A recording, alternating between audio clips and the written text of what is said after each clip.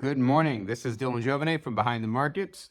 One of the best things about my job is that I get to communicate with people from all over the world. And some of them have become friends. We've developed friendships over time. It's kind of like having pen pals. I get to share my passion, the stock market and valuing businesses and geopolitics and biotech and all these other things. And I get to geek out with other people that kind of enjoy that stuff. I get a lot of letters and questions from folks that genuinely challenge me and make me think.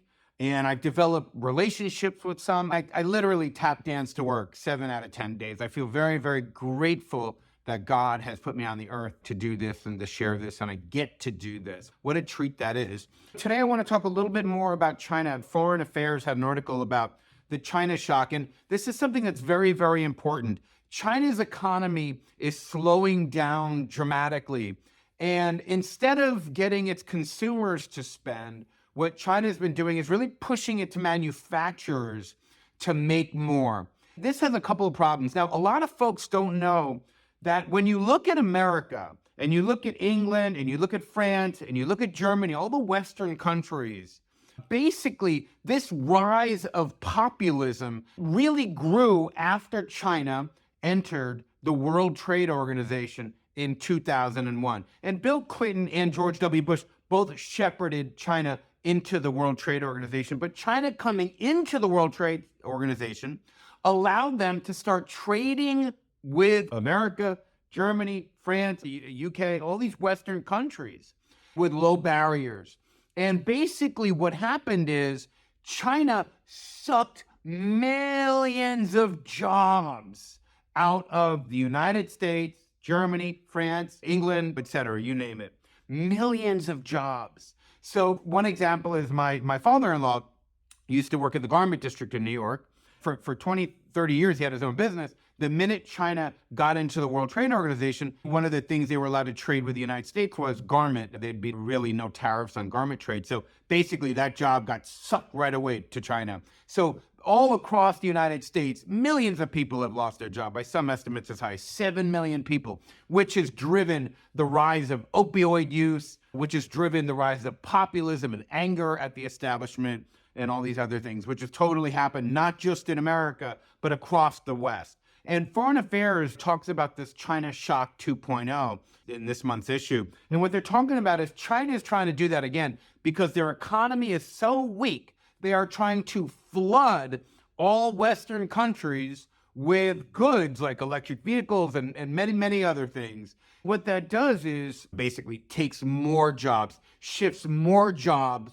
from the United States and England and Germany and France and Western Europe, etc., over to China.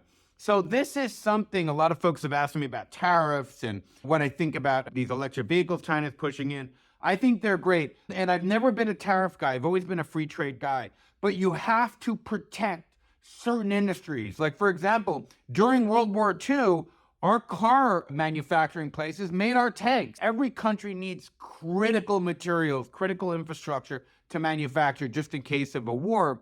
But this China shock is very, very, very real.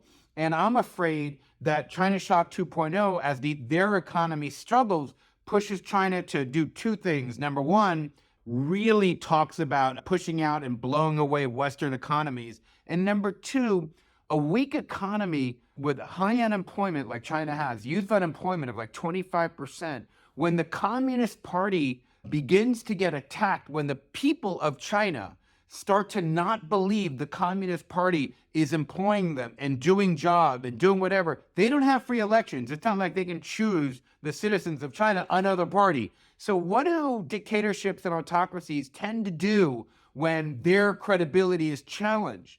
They often go to war.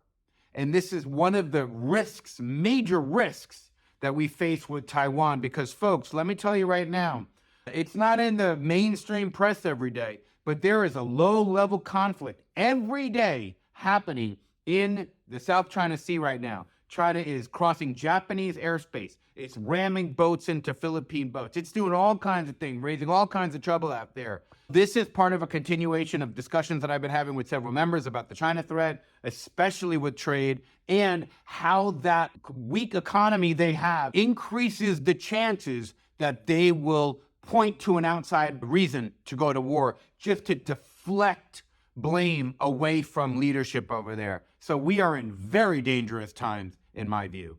Have a great day.